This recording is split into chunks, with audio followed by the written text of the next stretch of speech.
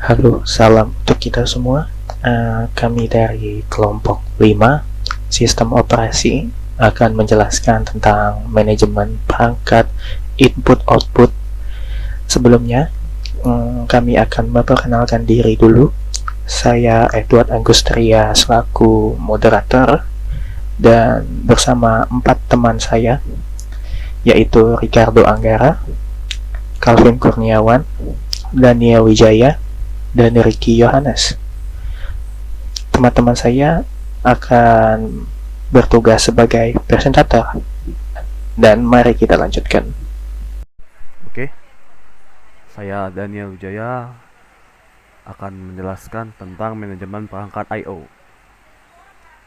Pertama yaitu pengertian manajemen perangkat I/O. Manajemen perangkat I/O merupakan bagian yang sangat penting dari sistem operasi. Bentuknya sangat bervariasi dan dibuat untuk fungsi atau operasi khusus. Beberapa di antaranya telah menjadi pertimbangan bagi perkembangan komputer modern, seperti mulai dari mouse, keyboard, disk drive, display adapter, USB device, network device, audio device, printer, device untuk penyandang cacat, dan masih banyak lagi varian periferal untuk tujuan khusus lainnya.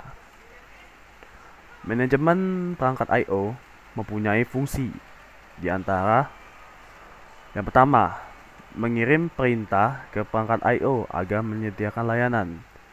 Yang kedua, menangani interupsi perangkat I/O. Yang ketiga, menangani kesalahan pada perangkat I/O. Dan yang keempat, memberi interface ke pemakai.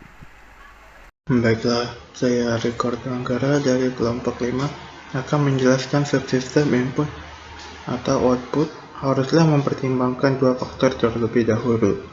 Yang pertama adalah gravitasi interface yang standar untuk berbagai perangkat, sehingga memudahkan untuk menambahkan perangkat baru. Yang kedua, pengembangan untuk dukungan terhadap tipe device yang masih baru dan juga eksistensinya tidak standar.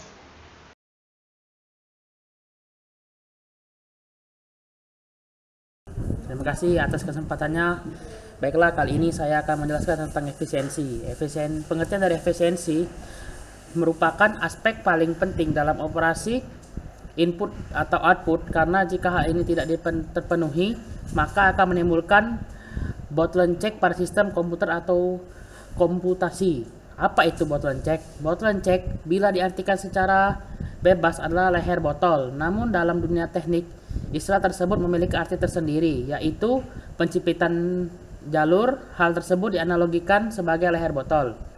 Sehingga Anda bisa bayangkan bagaimana leher botol itu selalu menyempit daripada badannya. Contohnya, sebuah komputer akan mengalami bottleneck, maka kinerjanya akan menjadi down. Bagaimana tidak? Spesifikasi komponen yang tidak sebanding dengan perihal yang lain tentu akan menghambat suatu operasi. Hardware dengan spesifikasi yang lebih tinggi harus mengalah pada hardware yang lambat, karena harus menunggu agar proses yang dibebankan kepada si biang bottleneck selesai. Otomatis berdampak pada kinerja bottleneck pada hardware komputer. Tidak ada yang menginginkan terjadi bottleneck, namun kondisi ini bisa terjadi pada seluruh komputer yang ada di dunia ini. Bottleneck tidak seperti virus, dia tidak berhubungan dengan sistem, maka pada akhirnya juga akan berakibat